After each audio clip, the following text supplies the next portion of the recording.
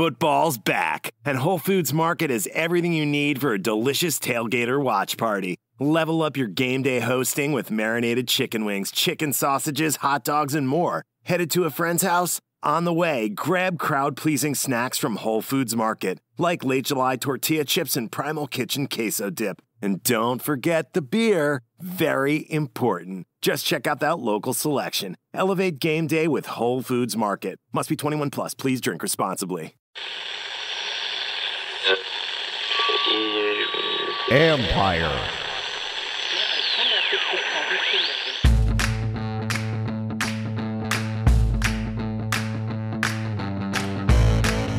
Hello and welcome to my podcast. Do me a favor, subscribe to the John Comedy Report wherever you get your podcast. If you're watching on YouTube, hit that like button, hit that subscribe button. You can find us there as part of Empire Media. That's A-M-P-I-R-E. Always much appreciated when you tune in. Don't forget, you can read my work on ESPN.com. I have a story up now on how Ron Rivera, Eric Bieniemy, and Sam Howell all kind of tethered together. Howell does well, Rivera looks like a genius. If Howell does well, Bieniemy does well, and vice versa. And if that happens, what happens for Bieniemy's future? And if it doesn't go right, then you're looking at something that isn't so good for these guys. But in talking to Rivera, one of the things that he pointed out was that he can't control what this ownership group would do at the end of the year. But he said, like, hey, if they go 8-1 again, but then he gets fired and someone comes in next year, wins the division, they have 40 of their guys are draft picks from their tenure, and Sam Howell's a quarterback, he's going to feel pretty good because he would have gotten this franchise going in the right direction. It just so happens that it's in his fourth year. So anyways, give that a read. And another note, I'm going to be doing a live stream at 7:30 p.m. Eastern time on Tuesday with Nikki Javala from the Washington Post. She joined me a couple weeks ago after the Ravens practices. Love having Nikki on. You guys seem to like when I have Nikki on. So join us 7:30 Eastern time Tuesday. Bring your questions. We'll answer as many as we can and go from there. I'm going to be joined in a couple minutes by former Washington tight end Logan Paulsen. I always enjoy talking to Logan. This was one of my favorite conversations because we started getting into a few different things about like how players can perceive like how good a team might be before the year. What kind of things do you look for to tell, is this going to be a good team or not? And what does he see in this team that suggests that it could be better than what maybe some outsiders believe when they just look at the talent base or whatever? Also, why Logan is more optimistic about the offensive line. And part of that comes back to something I've mentioned all the time when talking about him. We don't know the impact of the scheme. And I do think it could be a solid impact. And Logan and I get into this, but one thing I'll say is the last couple of years, there are a lot of times on a Monday or Tuesday morning, I'm watching the game again and I'll take a clip and send it to Logan and say, who is supposed to block this guy? How is this linebacker not accounted for in this run? It was maddening. And, I mean, it has to be maddening for a running back because they're getting hurt or not hurt literally, but their success is hurt by it. Anyway, that stuff was always a problem. And I think that's where Logan feels like it's going to be a change. So we'll get into all that. Stay tuned for that. Couple minutes, and then we'll get over to him. Some injury updates. Chase Young and Terry McLaurin. Well, guess what? There's no real injury updates because we won't know anything more until Wednesday. That's the first day that they have to issue an injury report. So that's when we'll get more of an official update from them. The thing with Chase still has to be cleared by the doctor. So he's been out there running. He can do everything but contact. Terry McLaurin just got to rest that. For both of them, it's really about rest. But with McLaurin especially, he's got to stay off that foot as much as possible. So we'll get a better feel for that. It's just keep saying it's uncertain. We don't know. Even when you say they're optimistic, it still doesn't mean they're going to play. They're just like, hey, they feel good about their chances. Doesn't mean they'll play. With Young, the other thing to keep in mind, and somebody else floated this theory to me from within in the building, that there was no reason. The best thing for him was to let that swelling and everything calm down. He didn't need to have any contact over the last couple of weeks because there was no real game. So they wanted to try and maybe give him a lot more time to have it calm down. And, now this week, when you get ready for a game, this is when he definitely has to be cleared. He didn't have to be cleared before, but is that we'll see if that's a good theory or not, because if he's not cleared, it's not a good theory. If he is cleared, maybe it was, but we'll find out more on Wednesday what their status is. And I have a feeling this could go all the way to like Friday or so. Anyway, last thing, sell out for the opener. How about that? This is something that we heard probably a month or so ago that this was going to happen. Like they were trending to this for a long time. I thought it might be announced a week or two ago. Good for you guys, because this is on the fans. It's the fans coming back. I mean, it's Arizona. Arizona's a bad team, but the difference with this game and some other big, well-attended games the last couple of years, it's all It's going to be 90-some% Washington fans. I can't imagine the Cardinals have a big contingent or even a medium contingent at this game. So this is the difference. This is where the excitement can be felt, is in the ownership change, is with a game like this. Bad opponent, and it is the home opener, but it's a bad opponent, and it's one that doesn't travel well yet. It's going to be a sellout. And it's funny because we're celebrating something that used to be so commonplace, but it just shows you where this franchise had sunk to and what needs to happen. Now, keep in mind, the Bills come in next. The Bills are going to have a lot of their own fans there. The Bills travel well. The Eagles fans travel well. They'll have a lot of fans here too. But here's one thing you need to remember. Those tickets were mostly bought when they went on sale, whenever it was. I don't know if it was March or so, before the ownership, before the team had been sold, before we knew. It was just at that point, a lot of people were like, well, I'm not doing anything until I know for sure. And all we knew at that time, there were bidders, but nobody. And even at that time, I felt like it would probably be Harris, but it wasn't a guarantee and it wasn't for sure. So people waited, and other opposing fans bought up those tickets. So don't be surprised if you see more of those splits the rest of the year. It's not a reflection on the fan base and their thoughts on this team. It's a reflection on the ownership hadn't changed yet, and there was still a wait and see. So to me, the big key will be, like, next year, I think we're going to see the bigger change. And then even in 2025, an even bigger change as you have a couple off seasons to sell those season ticket packages and rebuild that season ticket base and turn that back into a place that is good for the home team to play. So kudos to the fans for selling it out. There you go. Anyway, now that's it from me. Here's my conversation with former Washington tight end Logan Paulsen.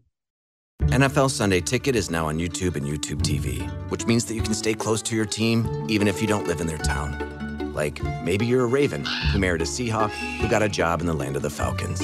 With NFL Sunday Ticket, you can watch your team's out-of-market Sunday afternoon games no matter where you live, because you shouldn't have to change teams even if you change towns.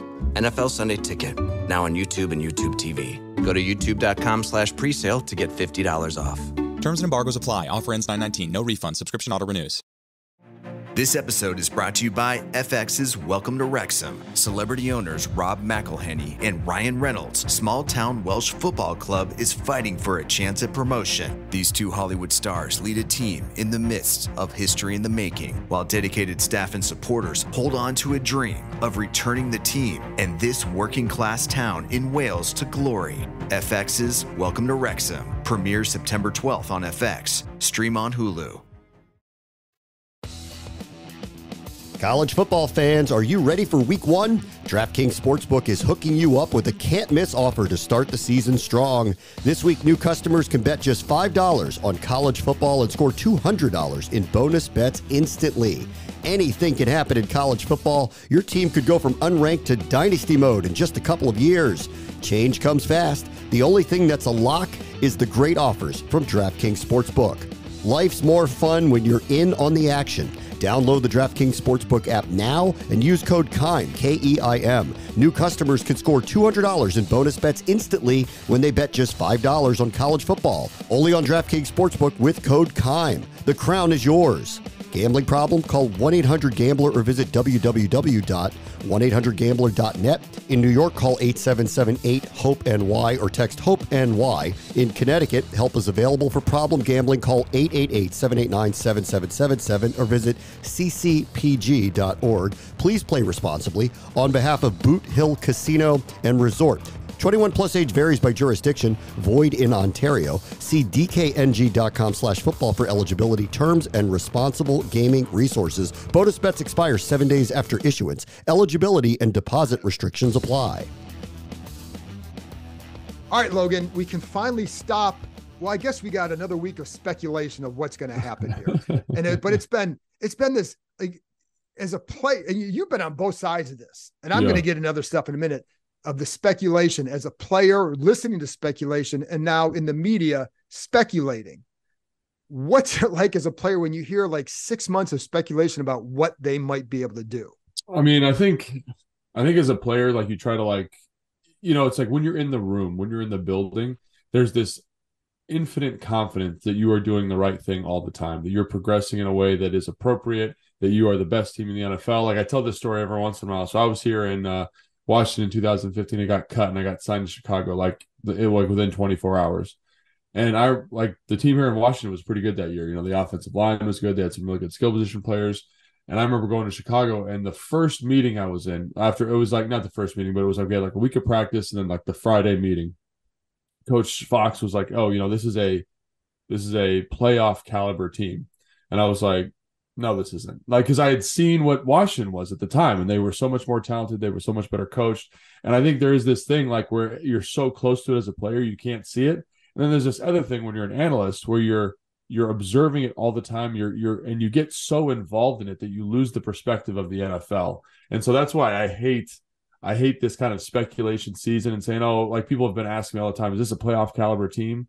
I'm like, I don't know. Like, I think they're doing a nice job. They're progressing in a nice way. Like, Sam looks better than I thought he would. The O-line is better than I thought they would be at this point. But, like, who knows? Like, maybe when they start playing real defenses and it's harder for Sam to digest it, like, you just don't know. So I think there's like this constant thing where you get so close to something, you can't see the whole picture. And we have no real data points is the other thing that gets me crazy fired up about it. So it is speculation season, and I'm excited for it to be over here in a little bit. But it is funny because, I always say, like, they're kind of like a lot of teams in the NFC. They could win 7, they could win 9 or 10 or whatever. Yeah. And, because like, then it depends on injuries and if Hall develops and if the line is better.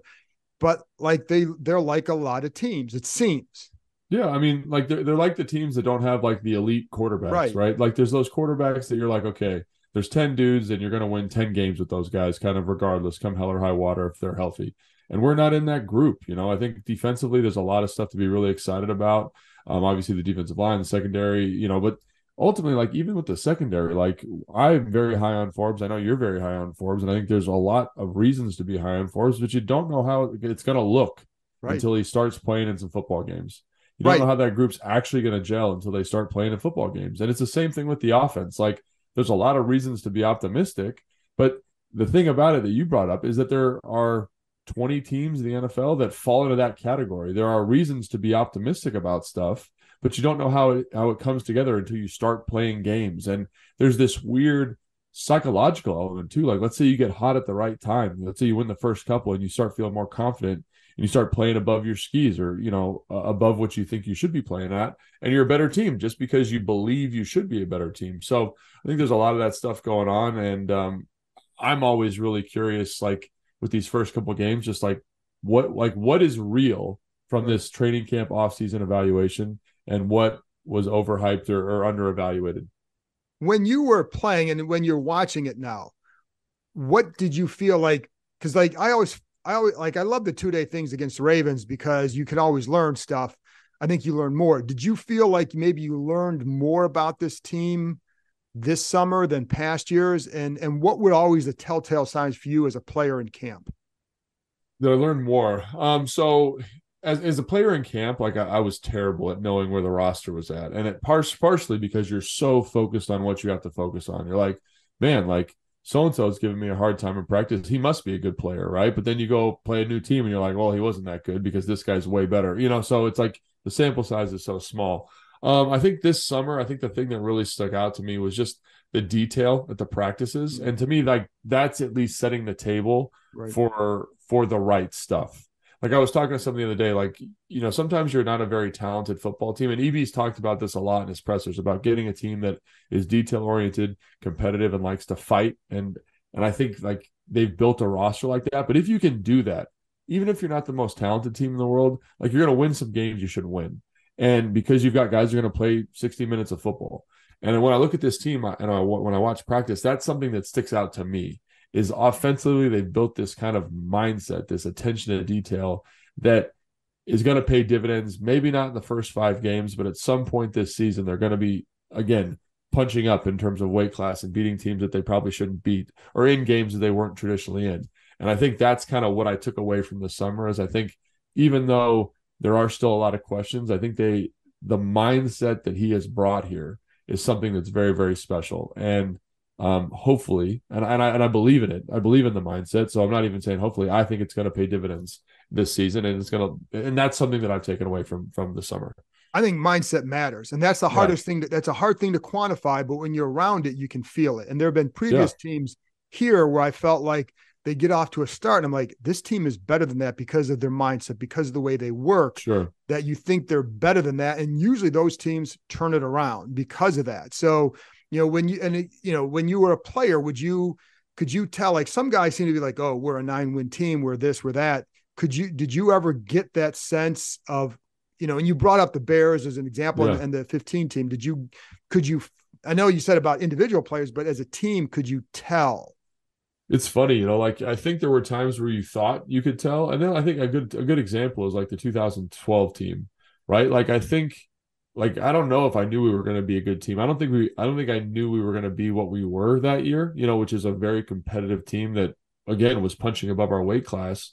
But again, I go back to kind of the mindset and the foundation, the type of guys that were in the locker room. Like, I think back to Josh Morgan and Pierre Garçon and Darrell Young and the offensive line with Corey Lichtensteiger. Like, none of those guys are like crazy names, right? They're not like these amazing football players, but you said it right there. They're fighters, right? They're guys that are going to fight for 60 minutes. And it allowed us to be something better than we were. And so that cultural element to a team is so, so important. And that's established through coaching and practice. And that's why I think what EB's done here. But I think, and so that's why I'm really high on this roster and this team, because I do see a lot of similarities between the types of guys they brought in, the types of guys in leadership roles. And again, I think that it affords them an opportunity to be a little bit better than what maybe the sum of the parts is. But I think in the summer, especially if you don't have a joint practice, it's really, really hard to see where the team is at. Like, I've been a part of a lot of teams, man, in the summer where you're like, man, this is going to be a good football team. Like, when I was in Atlanta, I was like, man, no one's going to be able to stop us offensively. Like, we're really, really good. And then you get in the regular season, and you're kind of like, man, our defense wasn't as good as I thought. Offensively, we can't pass protect the way I thought we could. And then it leads to like a cascading effect. But when you have that joint practice, it's like a really easy opportunity to see, like, oh, like, that is what an outside linebacker looks like, or that's what a cover 2 safety should be doing. And it really changes your perspective on the compilation of the roster. So long story short, it's really hard to tell, but I do think like there's like a mindset that can be seen that can lend itself to more wins. But in terms of talent evaluation, when you're just practicing 1v1 every single day, that can be a little bit challenging. But it's funny you bring up the mindset. And by the way, like, Pierre was a guy that you felt like, oh yeah, he could snap anybody in half in here if he wanted to. And so, like, you're not going to mess with Pierre because, you don't like, and it was always like, you talk to guys in the locker room, like, who's the one guy that you'd want walking with you down a dark alley late at night? It was always 3 guys, Trent, Pierre, but I think the number one guy you want on your side was Niles Paul. Oh, Niles Paul. All 3 of those guys were excellent in terms of just that like, just don't mess with me mindset. It was very, very high. So, and I respect the hell out of all those guys. Yeah, no, me too. Because of that. Yeah. Right. But the one guy that they bring up with on this roster that they feel maybe has helped develop some more of that is Nick Gates. Yes. You see that? Yeah. I mean, I think it shows up in film. Like, I think that mindset, that is like a little chippiness, a little energy, like the boisterousness that he approaches practice with. Like, I've played with guys like that, and I think there's a lot of value there, especially at the center position, which is kind of the de facto leader position of the offensive line. And I don't want to say it's rubbing off, because I think Cosme's like that. Yeah. I think Wiley's got a little bit of that to him as well. But I think it kind of brings it to the forefront, because you say, oh, like, this is the leader of the group. This is how he is. Let's be like him. Let's kind of embrace what he does well. I think you see it with Ricky Strongberg. I think he's mentioned a couple times that he sees Nick Gates as a mentor. And I think having guys like, he might not be the most talented football player. He might not be the best center in the NFL. He's not Creed Humphrey or whatever, or Kelsey in Philadelphia. But having a mindset that brings those 5 guys together is so, so important, because that is what you want. You want a bunch of guys who are going to grind for 60 minutes and finish runs and kind of play the psychological warfare game. Like Fred Smoot says, as a defensive guy, I don't want to like any of the offensive linemen. And I'm sure they're all nice guys, like you said, around the building, they're fine. But on the field, I think there's a lot of truth to that. You want the guy that's going to push you after the play and kind of hold you a little bit longer than he needs to. Maybe he doesn't help you up after the pile's down. And I want that guy on my team because those are like they're fighters. And I think, when you look at the composition of the O-line, I think they have the potential to have 5 fighters out there, which is something that I go back to 2012. Like those dudes, they, again, not the most talented group of all time, but they were scrappy, competitive finishers. And it elevated the running game, it elevated the pass game because you knew that like maybe this guy got beat, but the center's going to come in and deliver a waylay block and kind of let the guard get back and in pro. Or we're going to, maybe this combination block isn't great, but I'm going to finish at the second level and cut this guy down, and Alfred's going to get 4 more yards. And that's winning football from an offensive line that maybe isn't the most physically gifted group of all time. And not to walk down the 2012 memory lane, but also like that line, like Alfred played well with that line and the way he said, and obviously Robert with what he could do. Yeah. But Alfred set up that line and let him get to those blocks as well. Yeah. They would finish them. And with Nick, it is funny because we saw him against the Ravens drilling that guy at the pile up in the goal line. And he even told me he likes to walk up to that line and let the other player cross it. So he's, what I mean? So, that was a big part of my game in my career, and I have a lot of respect for it. It's like, can you push that guy? Like I told someone this the other day, like my philosophy was, can I push you for 60 minutes? Because I know that I'm in better shape and mentally I'm tougher than you. And like at some point, like this didn't happen all the time, but more talented players would just kind of give up. They just would be like, I don't want this anymore. And then it lets you win more reps, it lets you win more routes. And I think there's a tremendous value there. You got to be a good football player, obviously. And I think Nick is, but I think guys that embrace that mindset, embrace that kind of tough, competitive philosophy, lead to a better football culture. How much do you think that also flows down from the way they practice some with EB? I mean, there was definitely seemed to be more of a greater sense of urgency, more the tempo, and maybe getting, the constant demands. How much does that play into that shaping that mindset? Well, I think the thing that really stood out to me was, again, the attention to detail that EB brought, was extremely high.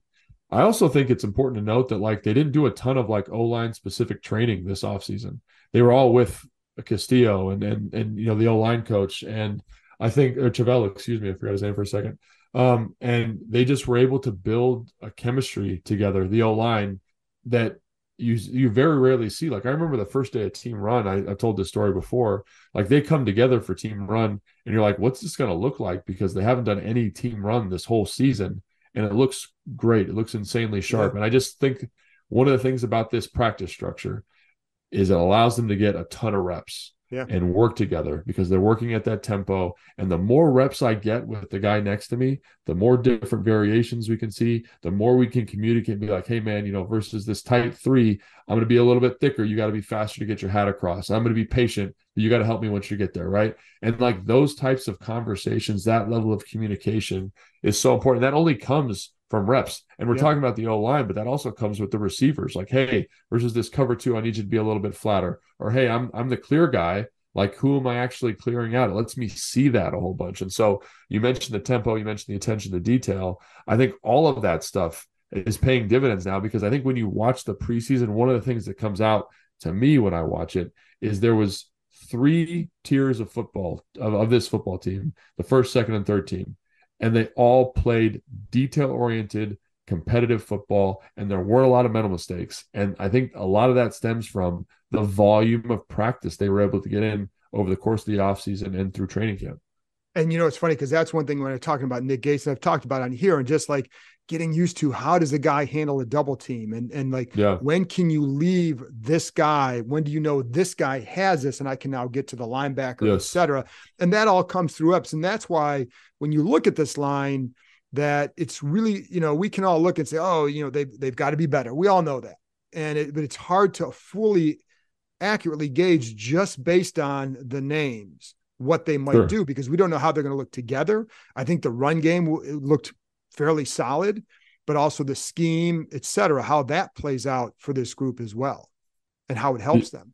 Yeah, and I think this group is going to be one of those groups where it's like right now they're much maligned, and I think after watching preseason, like they did a good job against Baltimore. I know it's not the starters, but they did a good job of they did a good job in the 2-day practices. Yeah, and they did a good job with the practices. They did a good job, even in Cleveland, minus like one player. Like he had a rough game that game. I thought they did a really good job, and I think the coaching and that group coming together, and like that old adage of like 5 fingers making a fist, like it makes something very, very powerful. And I think that group's coming together in a way that I get really excited about, and it's the stuff you're talking about. It's the chemistry. It's understanding.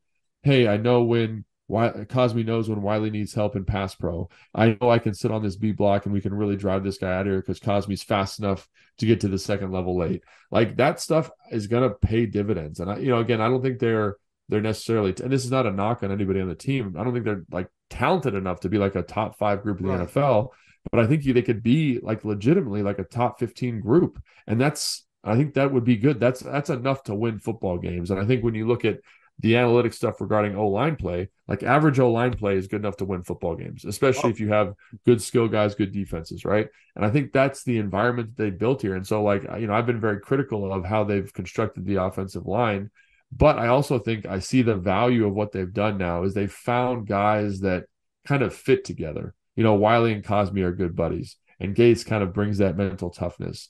Sadiq is coming along. Chris Paul is coming along. Leno's kind of his own person, because he's a veteran. But when you get that kind of chemistry with those 5 guys, then I think that's extremely important. So I think they're gonna be better than what people think, just based on what I've seen in training camp. And obviously things change, like we just talked about.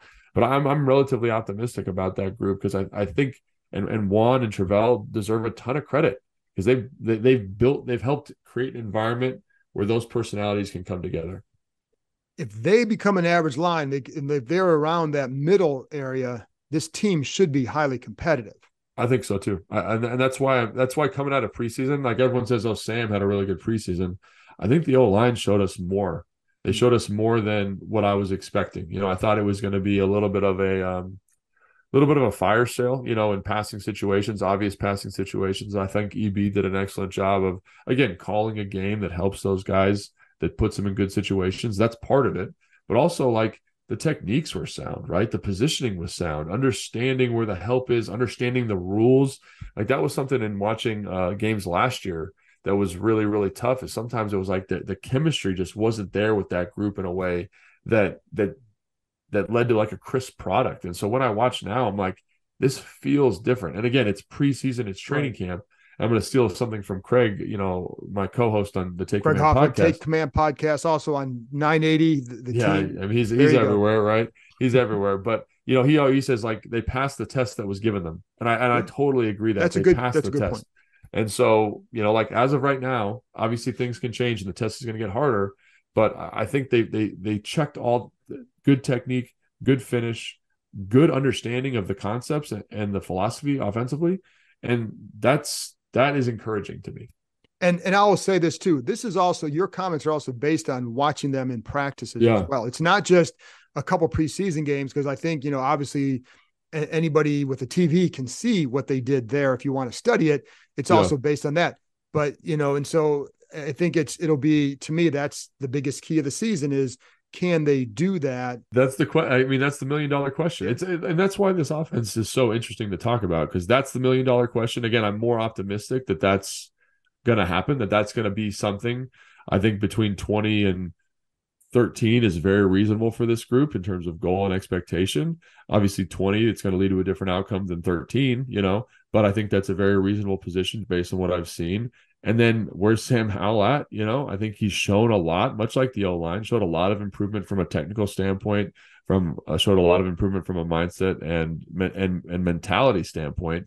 But again, like, what is he going to be when defenses are dialed up to 11 and they're bringing pressures all the time? And does he identify who the blitzers are? Does he know when he's hot? Does he know where his hot outlets are? Like, all those things are super important. And that's something that he struggled with a little bit throughout training camp, from like a blitz identification standpoint. You saw it a little in the preseason, but he's getting better. And I think, like, I had an interview with him on the sideline during the preseason. And I was like, how do you improve on that? He's like, I need the reps. I need to watch film. I need to talk to AB. I need to use my resources. And it just, to me, showed a maturity of a guy who kind of understood that I'm not there yet, but these are the steps I need to take and that I'm going to take to get there. And you've mentioned this before. He's been impressive physically, but I think the mental professionalism that he's brought has also been impressive.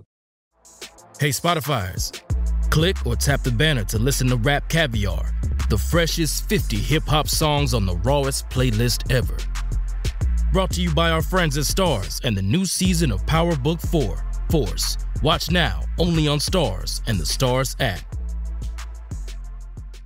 Football's back, and Whole Foods Market is everything you need for a delicious tailgate or watch party. Level up your game day hosting with marinated chicken wings, chicken sausages, hot dogs, and more. Headed to a friend's house? On the way, grab crowd-pleasing snacks from Whole Foods Market, like Late July tortilla chips and Primal Kitchen queso dip. And don't forget the beer. Very important. Just check out that local selection. Elevate game day with Whole Foods Market. Must be 21 plus. Please drink responsibly.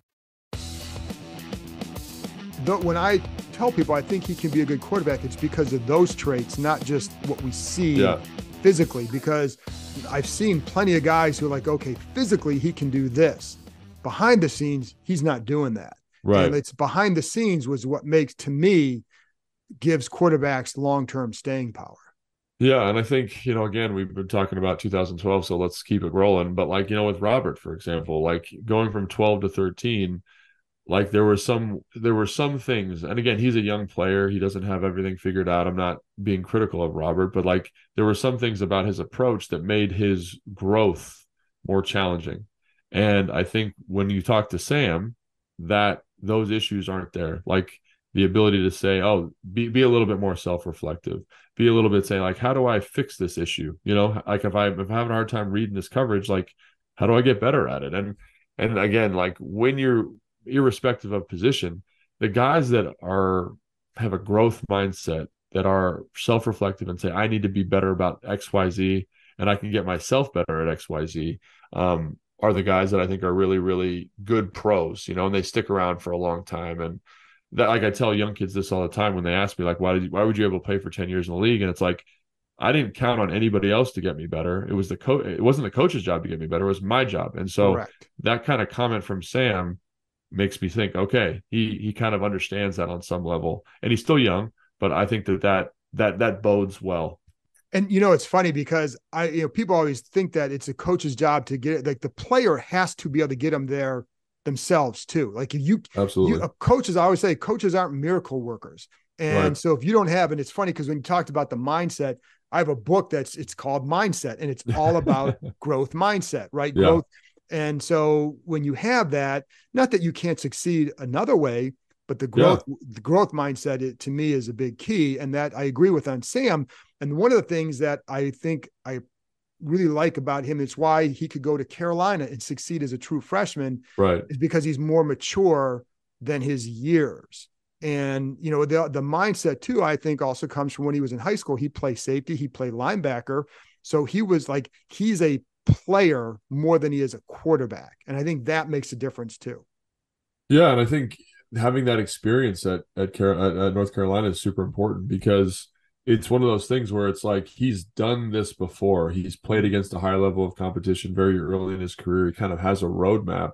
And I listened to your podcast where you talked to his quarterback coach, and I thought there was some good insight there about how he's developed modalities and methodologies, Sam has, with other resources, to make sure that he's ready and he's developing and he's ahead of the curve, as opposed to kind of constantly being reactive. He's being proactive in those areas. And it's not the magic bullet. And, the amalgamation of what makes a good quarterback is very, very complicated.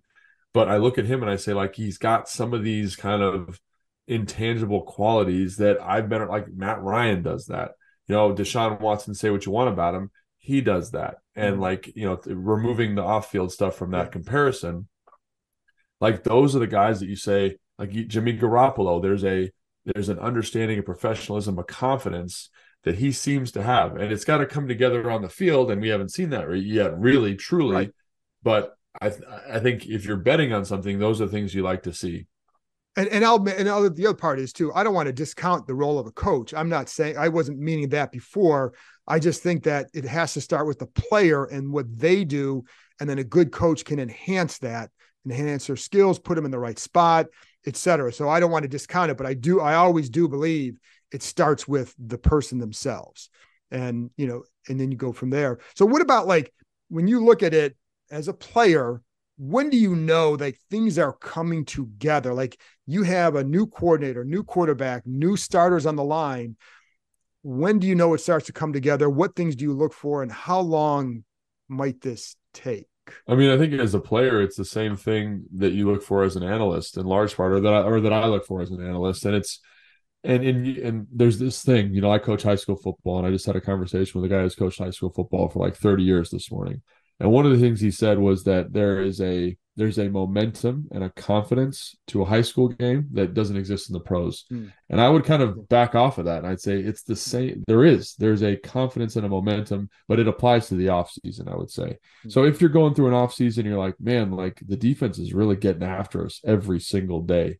It makes you lose a little bit of confidence in what the coordinator's doing, or the offensive philosophy, or the quarterback, or the offensive line. And then there's this doubt, and the doubt kind of permeates the team, permeates the roster, and it leads to this kind of environment that doesn't allow for this confidence. And, say what you want, like confidence is such a big part of being a good football player and a good football team. So what I would say about this offseason in terms of watching it is it seems to be progressing. The defense never seems to be too far ahead. And we've talked about how talented this defense is and all the stuff they can do. And for this new offensive coordinator with a young quarterback to keep it close in the race, that would give me confidence. Going to the Baltimore practices and performing the way they did, performing the way in the preseason that they did. I know preseason doesn't really matter, but it does kind of lay a foundation. They needed the reps. Yes. The same.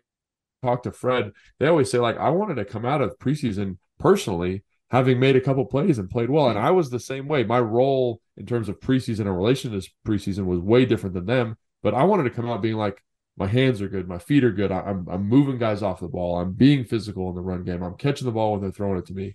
And it does promote confidence. And so for me, like I look at this and I say, like, they have kind of done, they're building, they're crescendoing in a nice way for week one. And hopefully you come out of that week one with a decisive win, with a very positive offensive performance that leads to a confident mindset. And I think that that's so important is building a positive trajectory for your first game. And then you're like, okay, we are the real deal. All that stuff we did this offseason was for this. And that's why we're doing so well. And it's funny, and not to harp on this some more, but earlier you talked about like the rules and everything like that.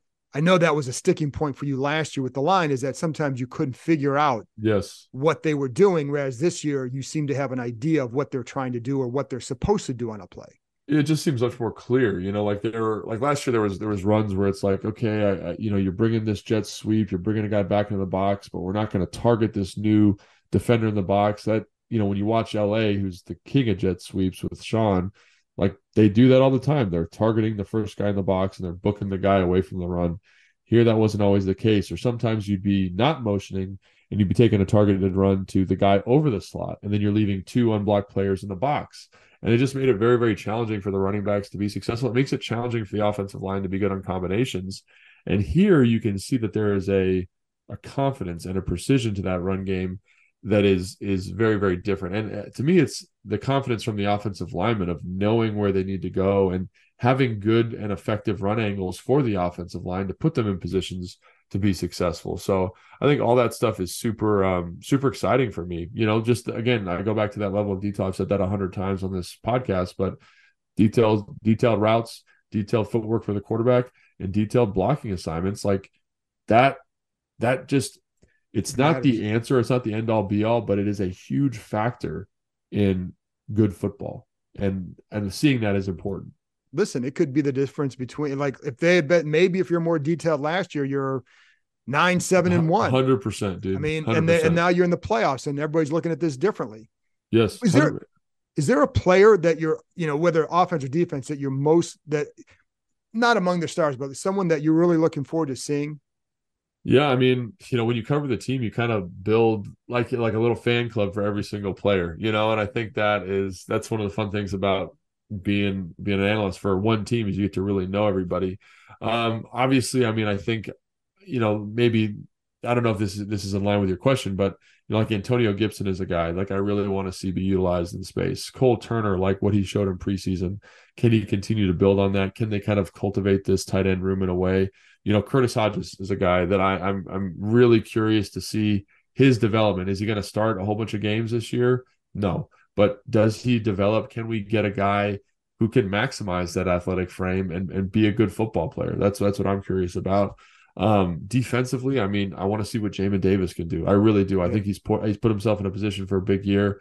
Percy Butler on teams, Jeremy Reeves on teams, Christian Holmes on teams. Like, what do those guys do? Cam Curl, can he get his hands on the football some more? So there's a lot of guys that I'm really excited to see that can take, maybe not huge jumps, but jumps that would be instrumental for them in their careers. And that's something that, again, is one of the benefits of covering a team as closely as we do. So I wonder two guys who can make a big jump both sides of the ball, Brian Robinson. Yep. Because and my point on him, and I had Sam Fortier on the other day, and we were talking about him. Like, my point is, I don't think we ever saw Brian last year at 100% ever.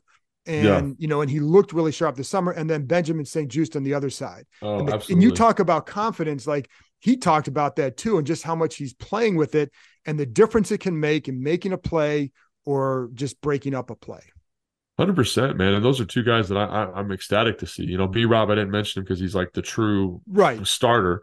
But I think B-Rob is a guy that, like, he did some stuff this offseason. And I want to say it was like the second or third week of training camp, catching the football, that I thought, wow, like that is a very special skill set for a man that big. Like, and I like him as a football. I just like him as a football player. Yeah. He's physical in blitz pickup. He's a physical runner. He's got good vision. I wish we could have seen more of him in the preseason, not to kind of say he needs to show us anything, but I just wanted to see more of that, see more of him running the ball, see more of him being physical downhill. But he's a guy that I'm tremendously excited for. And Benjamin St. Just, like when you're talking about guys who had, excellent training camp phases, like you're going to be hard pressed to find a guy who had a better one than him. Yeah. Like he's for sure top 5 in that category. Just very confident, assignment sound at the nickel, was outstanding. Did an outstanding job. So I totally agree with both those guys. And so the last thing I want to ask you then too, and going back to like expectations and all that. So the outside, it's funny because I see a lot of people saying, 5-12, 6-11. I'm like, I just don't see that for this team. Like that means there are like several games worse than last year. Yeah. And I know the schedule's tougher. I don't see it, but like, what do you think of that? And as a player, did you ever pay attention to that and let it seep into your mindset at all? Not really. As a player, like it was like I was so worried. My focus when I was playing was like making the team. Right. And if I made the team, it was like, can I win my one-on-one for the week? That's all I really cared about. And I think like that's the one thing about these projections is that they're just projections. Like if you were to sit down and ask me, why do I think XYZ in terms of season projection for any team, it would just be based on stuff that happened last year. But teams have changed, they've grown, injuries happen, players mature. Like I look at Jacksonville as a perfect example. You get a new coach down there, and all of a sudden Trevor Lawrence looks like Trevor Lawrence, and they look like a playoff team. And that was I don't know if we could have projected that level of growth just from a coaching change. Like, so to me, like as a player, I don't care about it. I think when you look nationally, like at what the national pundits are looking at, you're looking at a second-year starter, a guy that was a 5th-round draft pick, an offensive line that I think is much maligned. That's a huge. I mean, and this in an offensive-driven league, like stop the conversation right there. That's enough to say they're not going to beat Philadelphia. They're not going to beat Dallas. They're going to split with they're going to split with New York, and that's 5 games lost right there in the division, right? And you look about, you got the Bills, you got some of these other tough games, and you say, oh, like they're not going to win that many football games. But I also think like we see it, we understand EB's impact on this group, and I'm a little bit more optimistic. And are they going to be this team that is like a juggernaut, walking away with victories every single week? No, but are they competitive, scrappy, tough, and can they eke out some close games? I think this team is more built to do that this year. So I think they're going to win some games they shouldn't win because of that philosophy and that approach. So that's something funny. And it's funny because like last year they did split with the Eagles and they split with the Cowboys and they couldn't beat the Giants. Right. And they were, and I think like the quarterback play, like God bless Taylor, but it was, you look at the total QBR and all that, it's subpar compared to the rest of the league. And is Sam going to be worse than that? And listen, again, I think he's going to be good. I don't know when. And so who knows, but I will say, Logan, it's nice that this is game week, that we can finally get to this point where it's like in a few days, we'll actually have a game to discuss about what happened, not what might happen or how might this guy do. It'll be what happened. And I'm looking forward to that most of all. Yeah, me too, man. It's going to be a lot of fun. And it's so exciting, man. It's such an exciting time of year because you get to get all these questions answered. You get to see, and again, like, talk about the Arizona Cardinals all you want, but I want to see him win a game. I want to see him in front of that home crowd. That's going to be awesome. And just really looking forward to it. I think the opener is going to be as much about the atmosphere, the renewed excitement, etc. Yeah. We'll go from there. Last thing, tell people where they can find you, all your good stuff, because people got to pay attention to you on Instagram, everywhere. Take Command Podcast, go. Yeah, so I got Logan_Paulsen 82, put some of my breakdowns up there. Obviously, the Take Command Podcast with Craig Hoffman, all the stuff on the Commanders YouTube page. We've just added a podcast on that called the Command Center Podcast I do with Fred Santana, and that's been a lot of fun to do. It's a little bit more casual. Like, those guys' personalities are great. I've got the pre and post. I got the post game show with B Mitch on Sundays, so that'll be a lot of fun. So a lot of stuff going on, and just trying to get the best content out there. John. You always do. Thanks a lot, Logan. Always the best, man. Appreciate it. Thanks, John. Appreciate it, bud.